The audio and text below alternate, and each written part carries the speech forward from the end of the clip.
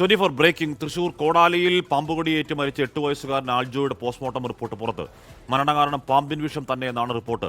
ആൽജോയുടെ സംസ്കാരം ഇന്ന് ഉച്ചതിരിഞ്ഞ് 3 മണിക്കാണ്.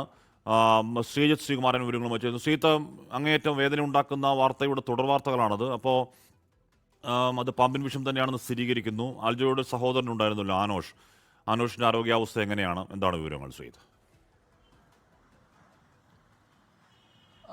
ആൽജോയുടെ മരണം പാമ്പിൻ വിഷം ഉള്ളിൽ ചെന്ന് തന്നെയാണെന്ന് സ്ഥിരീകരിക്കുകയാണ് ഹാഷ്മി. അത് പോസ്റ്റ്മോർട്ടം റിപ്പോർട്ട് ഇന്നലെ തൃശൂർ മെഡിക്കൽ കോളേജിലായിരുന്നു ആ പോസ്റ്റ്മോർട്ടം നടപടിക്രമങ്ങൾ പൂർത്തീകരിച്ചത്.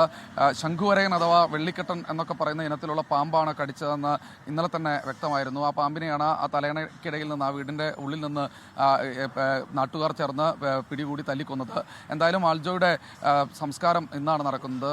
അല്പസമയത്തിനകം തന്നെ മൃതദേഹം വീട്ടിൽ എത്തിക്കും. ശേഷം ഉച്ചയ്ക്ക് 3 മണിയോടുകൂടി തൊട്ടടുത്ത പള്ളിയിൽ തന്നെയായിരിക്കും, സെമിത്തേരിയിൽ തന്നെയായിരിക്കും സംസ്കാരം നടക്കുക. ആൽജോയുടെ സഹോദരൻ അനോഷ് ഇപ്പോഴും ആരോഗ്യനില പൂർണ്ണമായി വീണ്ടെടുത്തിട്ടില്ല. അദ്ദേഹം ഇപ്പോഴും, ആ കുട്ടി 10 വയസ്സുകാരൻ, ആ കുട്ടി ഇപ്പോഴും വെന്റിലേറ്ററിൽ തന്നെ തുടരുകയാണ്. ഇടയ്ക്കൊന്ന് കോമ സ്റ്റേജിലേക്ക് പോയിരുന്നു എന്നാണ് മനസ്സിലാക്കുന്നത്.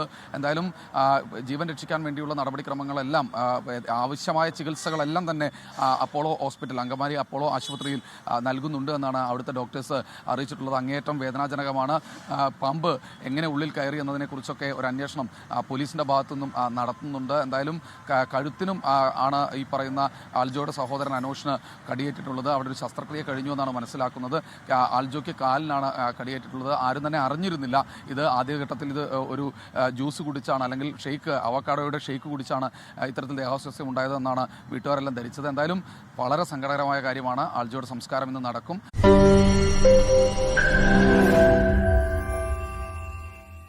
ലോകത്തെവിടെയായാലും ഏത് സമയത്തും 24 വാർത്തകളും ഓഗ്മെന്റഡ് റിയാലിറ്റി പാക്കേജുകളും എക്സ്പ്ലെയിനറുകളും വിശദമായി കാണാൻ ഞങ്ങളുടെ യൂട്യൂബ് ചാനൽ നിങ്ങൾക്ക് സബ്സ്ക്രൈബ് ചെയ്യാം.